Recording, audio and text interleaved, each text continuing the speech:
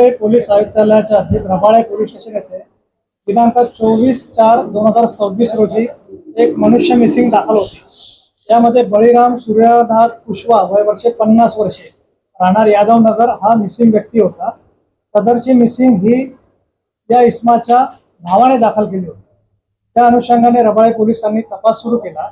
तपासामध्ये असं दिसून आले की ही मिसिंग जी आहे व्यक्ती ती ऍक्च्युली 9 ऑगस्ट 2025 पासूनच मिसिंग आहे आणि त्यामध्ये तिच्या पत्नीने अद्याप मिसिंग दाखल केली नव्हती आणि ही मिसिंग भावाने दाखल केलेली आहे। त्यामुळे या शंकेच्या अनुषंगाने रबाळे पोलिसांनी तपास सुरू केला।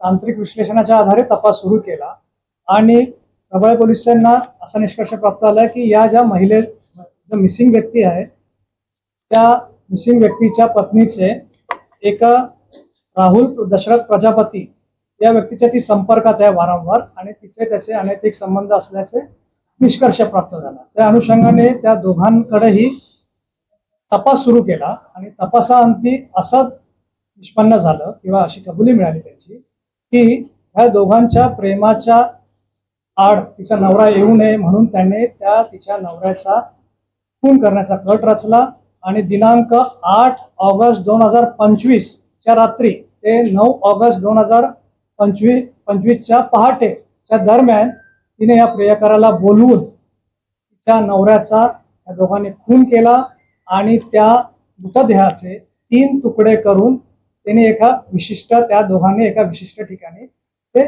फेकून दिले आणि अशी बाब निष्पन्न झाल्यावरून रबाळे पोलिसांनी दिनांक 10 जुलै 2026 रोजी या प्रकरणी खुनाचा गुन्हा दाखल झाला।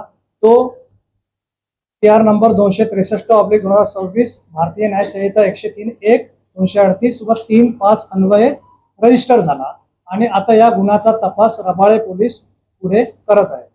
आरोपी यांना दिनांक 10 जुलै 2026 रोजी अरेस्ट करण्यात आलेले आहे आणि ते दोघंही आरोपी सध्या पोलीस कोठडीत आहे। रबाळे पोलीस त्यांच्याकडे अधिकचा तपास करत आहे आणि अधिकचे पुरावे प्राप्त करीत आहे। आता या प्रकरणी ऍक्च्युअली तपास चालू आहे। तपासाधीन काही बाबी असल्यामुळे याबाबत काही डिस्क्लोज करता येत नाही। या प्रकरणी हत्या झालेली आहे आणि ती आता ह्या प्रकरणी अजून आरोपी कस्टडीत असल्यामुळे त्यांच्याकडे ह्या सर्व बाबींचा उलगडा करण्याचे आणि पुरावे प्राप्त करण्याचं काम चालू आहे। तर या प्रकरणी सर्व पुरावे प्राप्त झाल्यावर या प्रकरणी 11 महिन्यापूर्वी याची हत्या झाली होती, परंतु मैताच्या भावाने ही फिर्याद दिलेली आहे। मैताच्या पत्नीने मिसिंगची तक्रार दाखल केली नव्हती। या प्रकरणी आता खुनाचा गुन्हा दाखल झाला असल्यामुळे हा आता उशीर झाला, त्याच्यामध्ये काय बाबी आहेत ह्या सर्व गोष्टींचा उलगडा इन्व्हेस्टिगेशन मध्ये होईल। याच्यामध्ये मिसिंगची तक्रार दाखल आहे 24/4/2026 आणि त्या अनुषंगाने मग आपण तपास सुरू केला।